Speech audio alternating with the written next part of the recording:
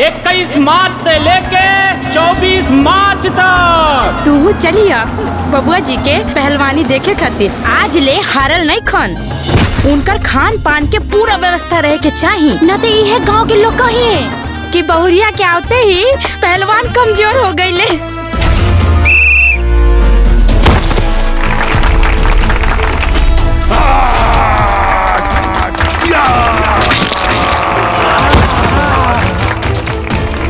भारी वजन उठाने से उनकी गर्दन और कमर की नस डैमेज हो चुकी है।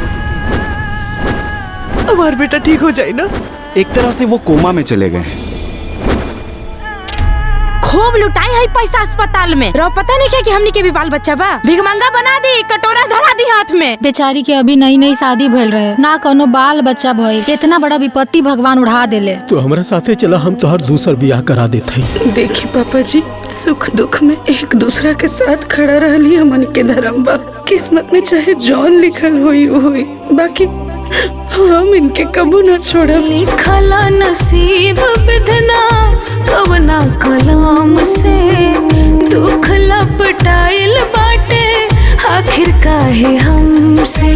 शिक्षा मित्र के वैकेंसी निकलल बा, फॉर्म भर दी। वाह वाह वाह, अगर ई नौकरी करिए तो हम हो नौकरी करो। हम ही बनब शिक्षा मित्र, केहू ना बनी, हम बने। अरे चुप रहा, अरे हम बनब। ममता जी बनती हैं सुरहन गांव की प्रथम महिला शिक्षिका।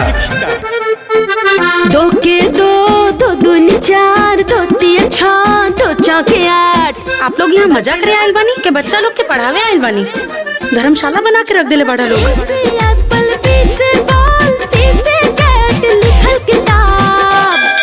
अब आपके दवा खातिर, इलाज खातिर हमनी के केहू के आगे हाथ न फैलावे के पड़ी। अब वो लोग के भी बोझ तनी कम हो जाए।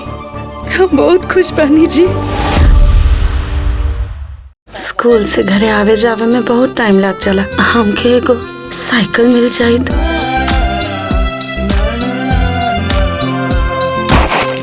अरे माई, गामा के पतोहिया साइकिल चलावतिया। अरे ये तो गामा का पतोहिया साइकिल चलावत बिया। ये तो मरलिस पूरे गांव का नाम बोल दहलिस।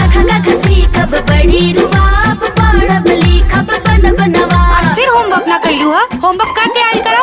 आइल समझ में? तारा के मारे के हिम्मत कैसे भाई? आज इनका बेटी के मारत हई, कल हमरे लड़का के मारी हैं। धीरे धीरे पूरा गाँव के लड़का के मारे लगी। यहाँ तो के एकदम नहीं पढ़े लिखे के हो। चल चल घरे चल। तोहार सस्पेंशन आर्डर।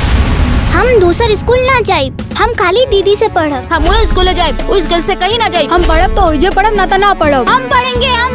साइकिल वाली दीदी से वापस बुलाओ। साइकिल वाली दीदी को हम पढ़ेंगे। हम आगे तोने लोग के ना पढ़ा सके नहीं। हमनी के क्लास में बैठवा के मटर छिलवाइए तो का हमनी के अधिकारी बनल जाए? मैडम के हाथ पैर दबाई तो हम बड़ होके तोरे जैसन टीचर कैसे बन पाई? स्कूल में जाके ना पढ़ा सकेलू तो एगो नया स्कूल तक खोल सकेलू।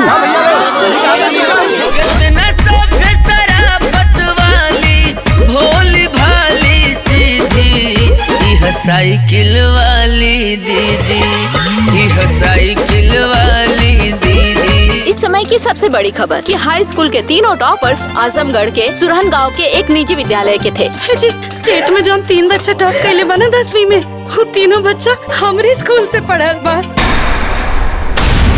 एक ही क्षण में टूट के सपना भइल बचक नाचू। कवन करम के चूक हो गइल, कैले खवन कसूर। हम कोनो बढ़िया घर, बढ़िया लड़का देख के तुहार दूसर बियाह करा देते। हमने के रहला के बाद हर सहारा कौन होखी? हमने के बनल जाए इनकर सहारा, हमने के बानी इनकर बच्चा। साइकिल वाली दीदी बाड़ी हमनी के माँ जैसन, और हमनी कल जाए इनका जिंदगी भर सेवा। हाँ, हमने करल जाए इनकर सेवा।